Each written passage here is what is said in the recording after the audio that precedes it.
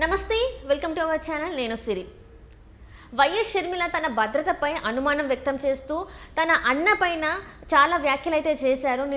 ఈరోజు జరిగిన ఒక సభలో తన భద్రత విషయంలో చాలా కామెంట్స్ చేశారు జగన్ పైన. అయితే ఈ అంశం పైన చర్చించడానికి మనతో పాటు ఉన్నారు ప్రముఖ సీనియర్ జర్నలిస్ట్ దుర్గా కుమార్ గారు. నమస్కారం సార్. నమస్కారం మా సిరి, మన వీక్షకులకు కూడా నమస్కారం సార్. ఈరోజు జరిగిన ఒక సభలో షర్మిల గారు తన భద్రత విషయం గురించి తన భద్రత ఆల్రెడీ చాలా తక్కువ చేశారు. తనకు భద్రత కల్పించాల్సిన బాధ్యత రాష్ట్ర ప్రభుత్వాన్ని, కానీ కల్పించట్లేదంటే తను చెడు కోరుకుంటున్నట్టు అని భావిస్తున్నానని చెప్పేసి షర్మిల వ్యాఖ్యానించడం జరిగింది. సో ఇందులో అసలు ఎందుకు తన భద్రతని తక్కువ చేస్తూ వస్తున్నారు వైఎస్, రాష్ట్ర ప్రభుత్వం ఎందుకు తన భద్రతని తక్కువ చేశారు, అసలు దీనికల్లా కారణాలు ఏంటి సార్? ఇంకా కారణాల కన్నా ముందు ముఖ్యంగా సిరి, ఇప్పుడు వైఎస్ఆర్సీపీ సామాజిక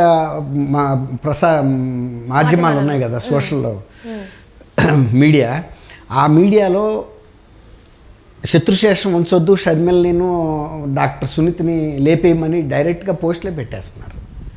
డైరెక్ట్ పోస్టులే పెడుతున్నారు. అట్లాంటి రైట్ ఎవరికి ఉంటుంది సార్? అంటే రైట్ లేదు, తెగించినాడికి తెడ్డే లింగం అని రైట్ ఏం లేదు. ఇప్పుడు ఎలాగైతే వివేకానందన్ లేపామో ఈవెన్ కూడా లేపేయాలి, శత్రుశేషం ఉండొద్దని కూడా పెడుతున్నారు. అంటే మనిషిని చంపడం అంత ఈజీ సార్. కుటుంబ సభ్యుల్ని బాబాయ్ని చంపేశారు, ఆల్రెడీ బాబాయ్ని చనిపోయారు. సొంత చెల్లెళ్ళు అంటే ఇక్కడ వైఎస్ షర్మిల సొంత చెల్లెలు, సునీత వచ్చేసి బాబాయ్ కూతురు. సో వీళ్ళని చంపితే అసలు ఏం కోరుకుంటున్నారు వీళ్ళు? అసలు సమాజానికి కూడా ఏమి మెసేజ్ ఇస్తున్నారు అనుకోవాలి సార్? ఇప్పుడు వైఎస్ వివేకానంద రెడ్డి గారిని చంపేశారు కదమ్మా, అట్లాగే ఇప్పుడు వీళ్ళిద్దరూ ఆ అమ్మాయి ఆ కేసుని బయటికి తీసుకొచ్చి దోషుల్ని శిక్షించాలని ఈమె కోరుకుంటుంది సునీత. దానికి షర్మిల కూడా మద్దతు ఇస్తుంది. తర్వాత ఇప్పుడు ప్రభుత్వంలో జరుగుతున్న అవినీతి గురించి, అక్రమాల గురించి, జగన్మోహన్ రెడ్డి నైజం గురించి, దోసుకోవటం దాచుకోవటం తప్ప ఈయనకి ఏం లేదు, ప్రజల శ్రేయస్ పట్టదు, చాలా నిధుల్లో లోన్లుగా తీసుకొచ్చి అన్నీ మింగేస్తున్నారు, ఈ విధంగా చెప్తుంది కదా. ఇప్పుడు ఆయన కనీసం సొంత చెల్లెల మీద ఈ విధమైన ఇంతకన్నా అశ్లీలమైన కూడా పెడుతున్నారు. వాళ్ళకి వేరే వాళ్ళతో వేరే వ్యవహారాలు ఉన్నాయని అట్లాంటి పిచ్చి ఇవి కూడా పెడుతున్నారు, అసభ్యం అశ్లీలమైనవి. అయినా కూడా ముఖ్యమంత్రి గారు మాట్లాడట్లేదు. అసలు ఎవరన్నా రాష్ట్రంలో ఏ ఆడపడుచు మీద పెట్టినా కూడా పోలీస్ శాఖ స్పందించాలి. రోజా గారు తన మీద పెడితే అంత స్పందించింది, ఇవాళ షర్మిల గారి మీద పెడితే ఏమీ స్పందన లేదు.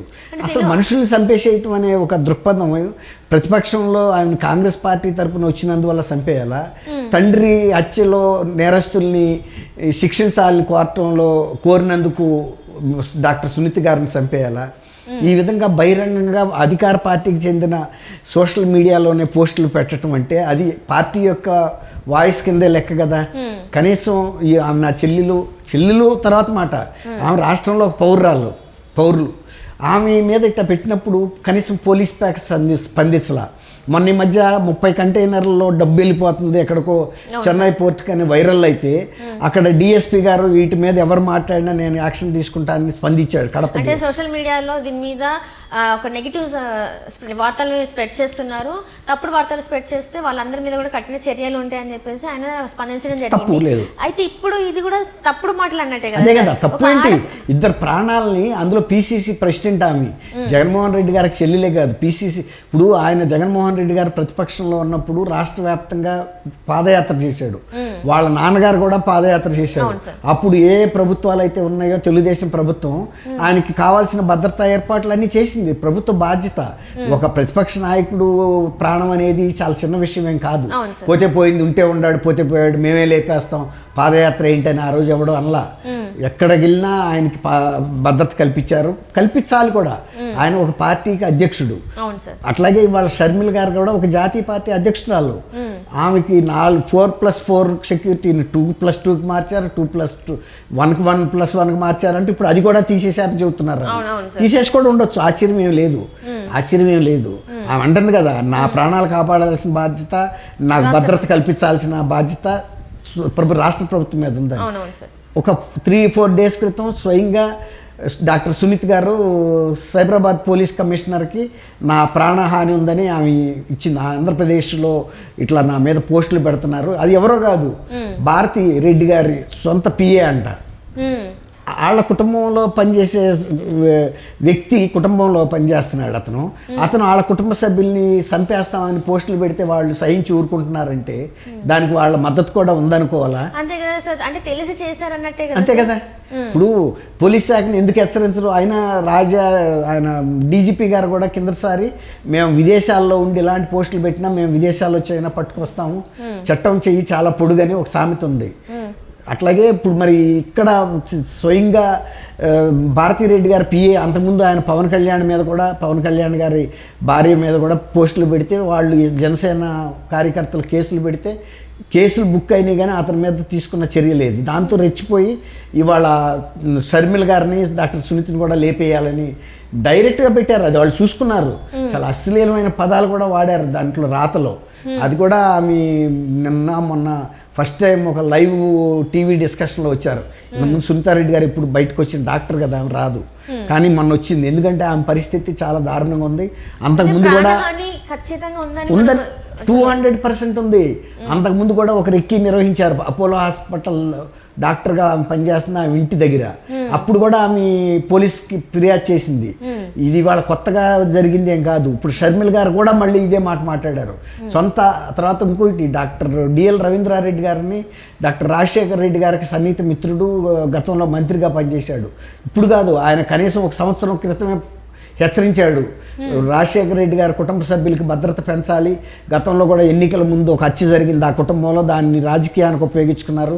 ఈసారి కూడా షర్మిలమ్మను విజయమ్మ గారికి కూడా భద్రత పెంచాలి, ఎవరైనా వాళ్ళకి హాని కలిగించి రాజకీయ లబ్ధి పొందుతారనే హెచ్చరిక కూడా ఆయన చేశాడు. కడప జిల్లా ఆయన మైదుకూరు. ఆయన రాజశేఖర రెడ్డి గారికి అత్యంత అంతరంగికుడు, వీళ్ళ కుటుంబ శ్రేయోభిలాషి. కాబట్టి వాళ్ళ షర్మిల గారు కూడా ఆ మాట అన్నారంటే వాళ్ళ ఆంధ్రప్రదేశ్ ప్రజలు ఆలోచించుకోవాలి. సొంత చెల్లెళ్ళ పరిస్థితి ఎలా ఉంటే అక్క చెల్లెళ్ళు, అవ్వ తాతలు వీళ్ళ పరిస్థితి ఏంటి? ఇవాళ గతంలో ఫస్ట్ ఒక సామాజిక వర్గాన్ని టార్గెట్ చేశాడు అనుకున్నారు, కానీ తర్వాత బడుగు వర్గాల మీద బాగా బీసీల మీద, మైనార్టీల మీద ఏ సామాజిక వర్గాన్ని వదలలేదు ఆయన. అందరి మీద దాష్టికాలు చేశాడు. ఇవాళ ఆ వ్యతిరేకతే శాసనసభ్యులకి గమనించి వాళ్ళు ఆ పార్టీలోంచి మెల్లిగా ఇతర పార్టీల్లోకి వెళ్ళిపోతున్నారు. ఇక ఈ పార్టీ గెలవదని కేంద్ర నివేదిక కూడా అదే తెలియజేస్తుంది. సెంట్రల్ ఇంటెలిజెన్స్ మోడీ గారికి ఇచ్చిన నివేదికలో కూడా ఈయన పరిస్థితి జగన్మోహన్ రెడ్డి ఆంధ్రప్రదేశ్లో గెలవలేడు అన్న తర్వాతే చంద్రబాబు నాయుడు గారికి ఆహ్వానం వెళ్ళింది.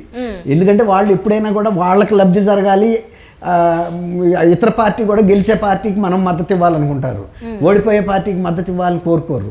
రేపు వాళ్ళకి ఏమి ఈయన అడ్డం పెట్టుకోవటం వలన లోక్సభ సీట్లు గెలిచే పరిస్థితి లేదు. కిందసారి 22 వచ్చినాయి, 150 అసెంబ్లీ సీట్స్ వచ్చినాయి. ఈసారి పరిస్థితి పూర్తిగా రివర్స్ అయ్యే పరిస్థితి ఉంది. తెలుగుదేశంకి అడ్వాంటేజ్ ఉండబట్టే వాళ్ళు ఢిల్లీ నుంచి ఆహ్వానం రావటం, ఆయన వెళ్ళటం, మాట్లాడటం ఇవన్నీ జరుగుతాయి. రాజకీయాల్లో కూడా ఏది ఎప్పుడు శాశ్వతంగా ఒకే స్థాయిలో ఉండవు, మార్పులు చేర్పులు జరుగుతాయి. ఓడలు బళ్ళు ఓడలు అవుతాయి అంటారు చూసారా. ఇక్కడ కూడా మనం చూసాం కదా, అంత తెలంగాణ తెచ్చిన నేతగా ఉన్న వ్యక్తి నెక్స్ట్ ఎలక్షన్లో వచ్చాడు, ఓడిపోయాడు. రేవంత్ రెడ్డి లాంటి కొత్త ఆయన వచ్చేసాడు. ఇప్పుడు అది కూడా రేపు జరగబోయేది కూడా అది. మళ్ళీ అంతకుముందు ఒక ఏడాది అడిగారు, ఇచ్చారు. ఇక ఏడాది తర్వాత వాళ్ళు ఇచ్చే పరిస్థితి లేదు. ఏడాది టైంని పూర్తిగా ఆయన దుర్వినియోగం చేసుకున్నాడు. ఇట్లాంటి కక్ష సాధింపు చర్యలు, ప్రజల ఆస్తులను నష్టం చేయటం, ప్రభుత్వ ఆస్తులను ధ్వంసాలు చేయటం, ఇలాంటి పనులన్నీ చేశాడు. మతపరంగా దేవాలయాల మీద దాడులు చేయించడం, వాళ్ళ మీద చర్యలు తీసుకోకపోవటం ఇవాళ ప్రజలు అన్నీ గమనించారు. తర్వాత టీటీడీ ప్రతిష్టని దిగజార్చడం, టీటీడీకి అన్ని మతస్థుల్ని చైర్మన్లుగా పెట్టడం, అట్లా అన్నీ కూడా గమనించారు. ఇప్పుడు అందుకే కేంద్ర నిఘా కూడా కనిపెట్టి వాళ్ళకి చెప్పగలిగింది. సో ఇప్పుడు ఒక రకంగా చూసుకుంటే ఈమె తిరుగుతుంది, ప్రజల మధ్యలో ఉన్నారు వైఎస్ షర్మిల గారు. సో ఇప్పుడు ఒకవేళ ఆమెకి ఏదైనా ప్రాణహాని ఉందని తన నోరుతో స్వయంగా చెప్తున్నారు. ఇప్పుడు ఏమన్నా జరిగితే జగన్ గారు చేపించాలని అనుకోవాలా సార్, లేకపోతే ఎలా తీసుకోవాలి? ఆయన బాధ్యత వహించాల్సి వస్తుందా? ఆమె చెబుతుంది కదా, నా రక్షణ బాధ్యత రాష్ట్ర ప్రభుత్వం అంది. దానికి తోడు వాళ్ళ సోషల్ మీడియా నుంచి తర్వాత సజ్జల రామకృష్ణారెడ్డి గారు కానీ పార్టీ వాళ్ళందరూ కూడా షర్మిల గారిని చాలా పరుష పదజాలంతో విమర్శిస్తున్నారు, అసభ్య పదజాలంతో కూడా విమర్శిస్తున్నారు. రాజశేఖర రెడ్డి గారి విజయం కూతురు కూడా కాదంటున్నారు. అయినా కూడా ముఖ్యమంత్రి గారు స్పందించకపోవడం ప్రజలకు కూడా కొంచెం బాధ అనిపిస్తుంది మనసుల్లో. ఎందుకు ఇట్లాంటి రాజకీయం కోసం సొంత చెల్లెల మీద ఇలాంటి అపనిందలు ఎందుకు వేస్తున్నాడు? తల్లి మీద తండ్రి మీద కూడా, సొంత కుటుంబ తల్లి చెల్లి మీద లేని వ్యక్తి వాళ్ళ రాష్ట్రాన్ని ఎట్లా ఉద్ధరిస్తాడనే చర్చ ప్రజల్లో జరుగుతుంది. అదే సార్, అంటే ఇంతకు ముందు పాదయాత్ర చేసినప్పుడు చూసిన జగన్ అంటే ముఖ్యమంత్రి అయ్యాక ఆ జగన్ కాదు, అంటే ప్రజలు గమనించారు. షర్మిల గారు షర్మిల గారు కూడా చెప్పడం షర్మిల గారు కూడా జరిగింది. చెబుతుంది. ఎందుకంటే అప్పుడు అందరినీ ఇప్పుడు దగ్గర షర్మిల గారే కదా అన్ని పదవిలోకి ఎక్కించడంలో ప్రధాన పాత్ర వహించింది. అప్పుడు అంత దగ్గరగా సొంత అన్న గురించి ఆమెకు తెలీదా? ఆ వ్యక్తి ఈ వ్యక్తి ఒకటి కాదన్నాడు అన్నదంటేనే ప్రజలు కూడా వాళ్ళు అర్థం చేసుకున్నారు. కాబట్టి ఇక్కడ కూడా ఒక మార్పు కోరుకుంటున్నారనేది మనకు అర్థం అవుతుంది. Right sir, right, thank you so much sir.